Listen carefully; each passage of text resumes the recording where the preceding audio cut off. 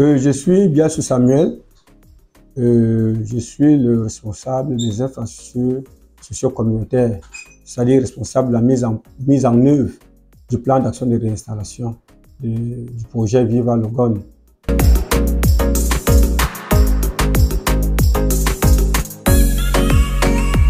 Ok, merci de me poser la question pour permettre aux populations de connaître, de comprendre ce que c'est que le PAR. Le PAR, c'est le plan d'action de réinstallation des personnes affectées par le projet. Vous savez que quand un projet est mis en place, ils doivent être exécutés dans un milieu bien précis. Et c'est ce milieu, quand c'est un projet de travaux, généralement, il y a des personnes qui sont installées dans ces zones. Alors, le projet peut affecter, n'est-ce pas, les biens de ces personnes. Et c'est pour cette raison qu'on met en place un plan d'action de réinstallation. C'est pour permettre à minimiser les effets du projet sur ces populations.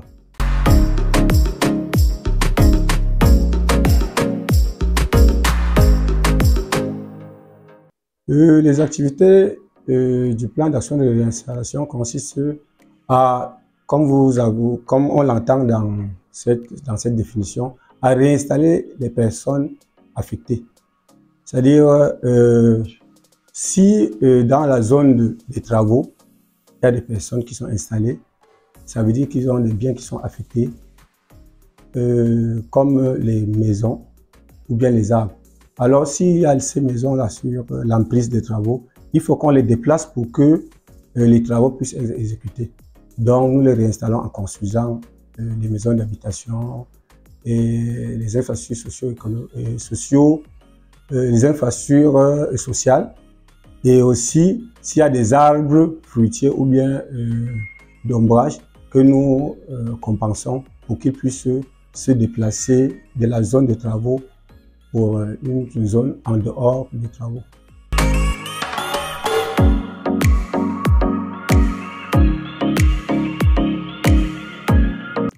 Ce qui sera fait concrètement, c'est que Viva Logone va réhabiliter les périmètres. Et dans les périmètres, nous avons ce qu'on appelle les canaux primaires qui seront réhabilités. Et si vous allez sur le terrain maintenant, vous allez constater qu'il y a des personnes qui habitent très proches de ces canaux. Donc, ils sont dans l'emprise des travaux. Donc, il est question maintenant que ces personnes, qu'on les déplace de cette emprise de 15 mètres afin que les canaux soient réhabilités.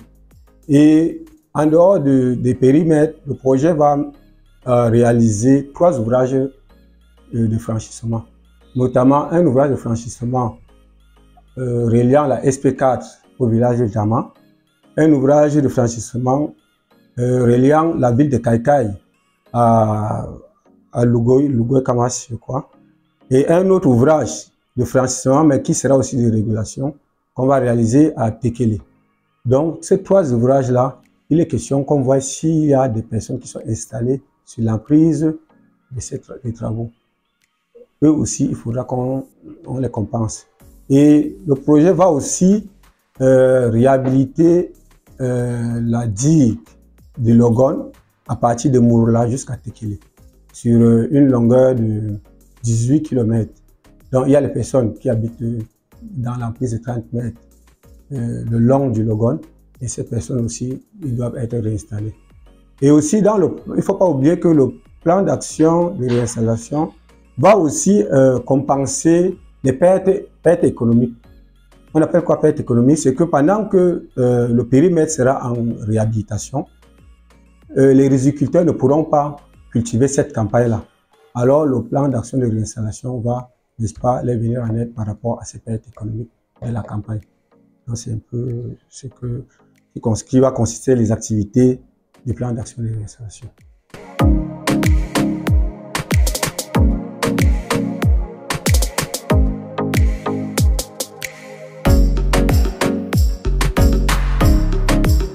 Effectivement, nous avons commencé lundi et cette activité va continuer la semaine prochaine dans la zone de Maga.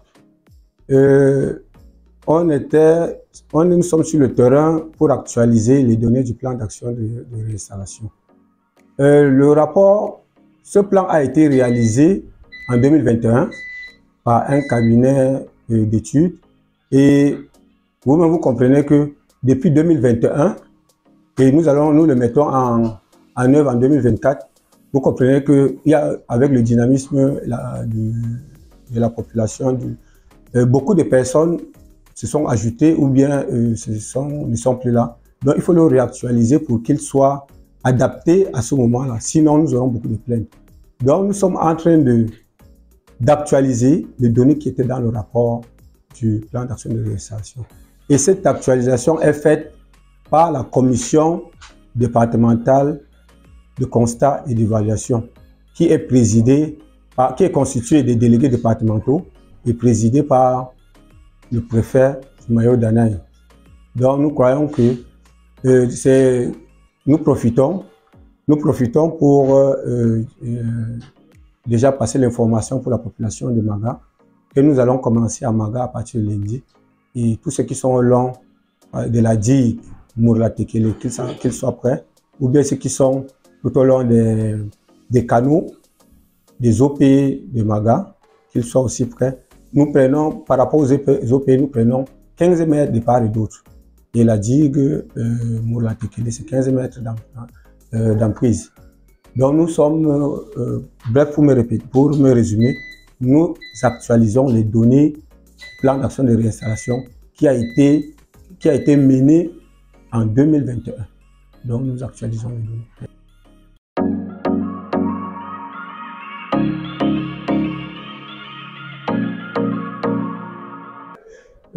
Un message, c'est pour leur dire que toutes les personnes qui seront sur l'emprise seront réinstallées. Les cases, les maisons d'habitation seront reconstruites et même les arbres qui seront dans l'emprise seront compensés. Et aussi, il y a une différence avec le passé, c'est que ce plan d'action, les infrastructures de ce plan d'action sont pris en compte directement par le projet. Ce n'est pas comme celui du projet précédent où c'était, n'est-ce pas, les fonds de contrepartie. C'est pour dire que les travaux vont aller très vite. Et bientôt, nous allons commencer avec la contractualisation des entreprises de travaux parce que ces travaux sont intégrés directement dans les contrats des entreprises qui vont réaliser les réhabilitations des périmètres. Donc, dès qu'on les recrute, on les contractualise, on va les donner en fonction de leurs programmes de réhabilitation, commencer aussi avec la réinstallation des personnes affectées. Je vous remercie et nous sommes vraiment contents que vous soyez arrivés ici pour qu'on puisse, n'est-ce pas, nous exprimer sur, n'est-ce pas, la mise en œuvre non seulement du projet, mais du plan d'action de réinstallation qui est très important pour les populations de la zone parce qu'il permet, n'est-ce pas, d'améliorer aussi leur qualité de vie. Parce que vous savez, nous, les maisons, comme vous voyez, les maisons en paille, les cases qui sont en matériaux provisoires, on va les construire en matériaux, n'est-ce pas, définitifs. Et donc, ils auront au moins 10 à 15 ans pour qu'ils puissent faire l'entretien. Et c'est très important pour eux. Tout ce que nous demandons, c'est que quand ils ont les difficultés de compréhension ou bien quand ils veulent les informations, nous sommes prêts, nous sommes disponibles. Ils peuvent nous appeler pour qu'on leur apporte plus d'éclaircissement. Donc, je vous remercie tous.